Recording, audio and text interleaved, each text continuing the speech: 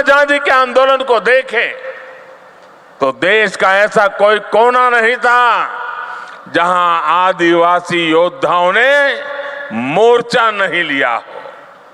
मानगढ़ धाम में गोविंद गुरु के योगदान को कौन भूल सकता है।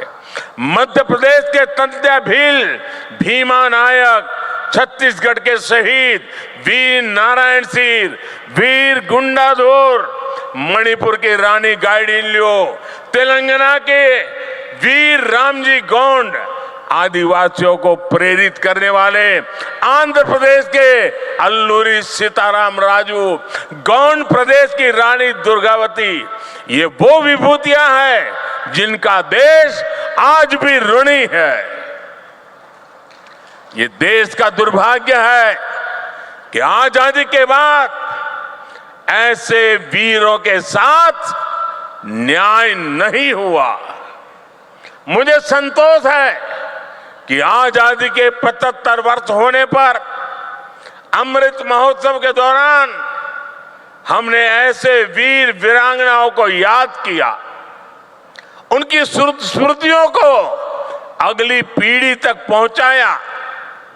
साथियों, झारखंड आना मुझे पुरानी स्मृतियों को ताजा करने का अवसर भी देता है।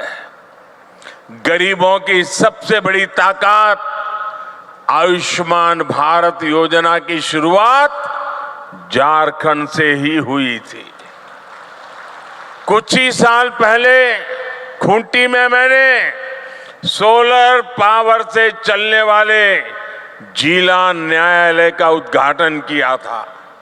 अब आज झारखंड की इस पावन भूमि से एक नहीं बल्कि दो ऐतिहासिक अभियानों की शुरुआत होने जा रही है।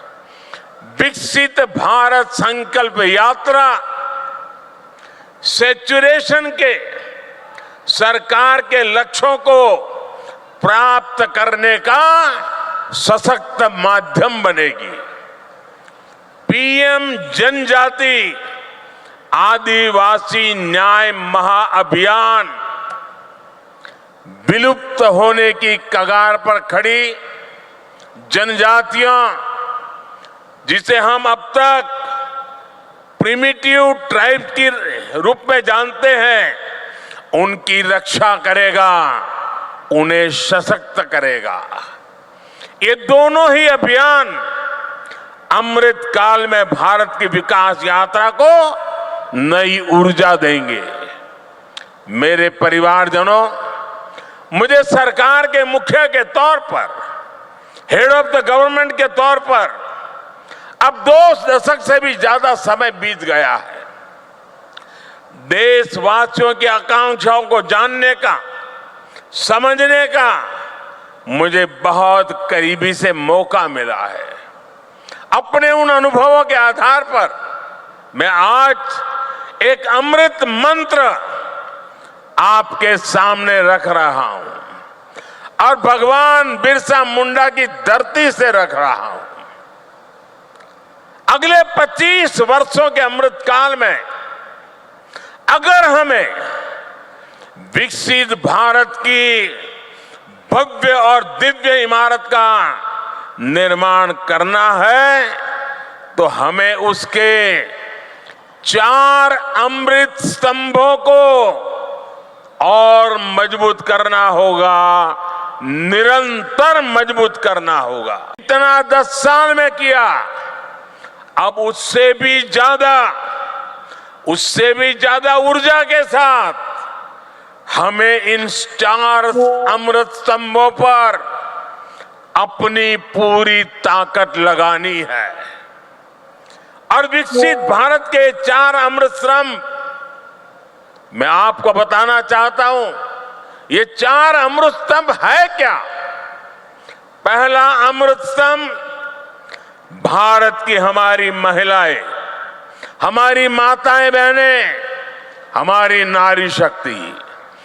दूसरा अमृत स्तंभ है हमारे भारत के किसान भाई बहन और किसानी से जुड़े हुए जो कारोबार है, चाहे पशुपालक हो, चाहे मछली पालक हो, ये सारे हमारे अन्नदाता।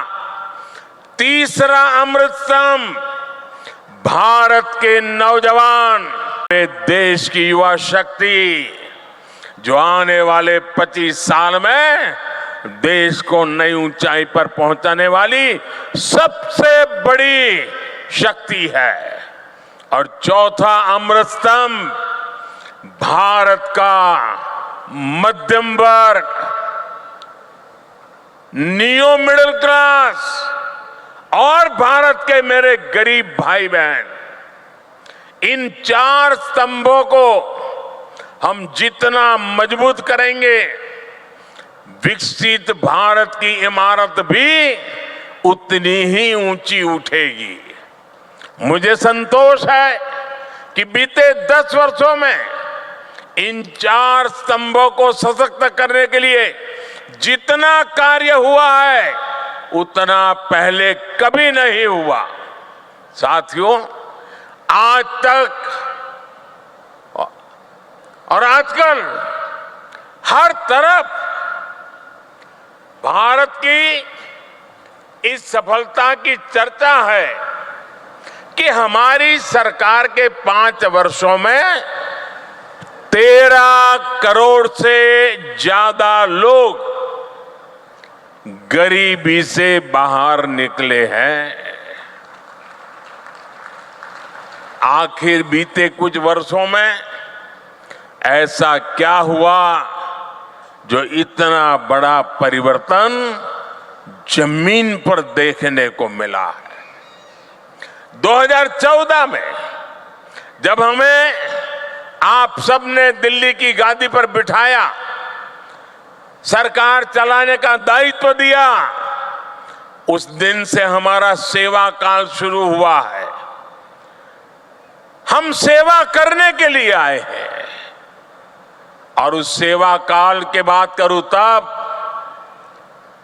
उस समय हमारे आने से पहले भारत की एक बहुत बड़ी आबादी मूलभूत सुविधाओं से वंचित थी।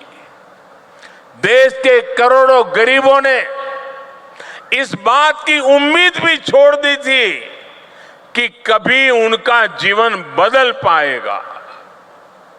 और सरकारों का रवैया भी ऐसा था कि वो खुद को जनता का माई बाप समझती थी। हमने माई बाप की भावना से नहीं, बल्कि सेवक की भावना से आपके सेवक की तरह काम करना शुरू किया। जो वंचित थे, हमने उन्हें वरीयता देना शुरू किया। जिन्हें सबसे दूर समझा जाता था, सरकार खुद चलकर उनके पास गई। जो दशकों से उपेक्षित थे, हमारी सरकार उनका संबल बनी, उनकी साथी बनी। ब्यूरोक्रेसी वही थी, लोग वही थे, फाइलें भी वही थे, कानून नियम भी वही थे, लेकिन सोच बदली। और सोच बदली तो परिणाम भी बदल गए। 2014 से पहले देश के गांवों में स्वच्छता का दायरा 40% से भी कम था। आज हम 100% के लक्ष्य पर पहुंच रहे हैं। हमारी सरकार से पहले एलपीजी कनेक्शन सिर्फ 50-55% घरों में था। आज करीब करीब 100% घरों में महिलाओं को धुएं से मुक्ति मिल चुकी है। पहले देश के सिर्फ 55% बच्चों को ही जीवन रक्षक टीके लग पाते थे, आधे बच्चे रह जाते थे। आज लगभग 100% बच्चों का टीकाकरण हो पा रहा है। आजादी के बाद 7 दशकों में देश के सिर्फ 17%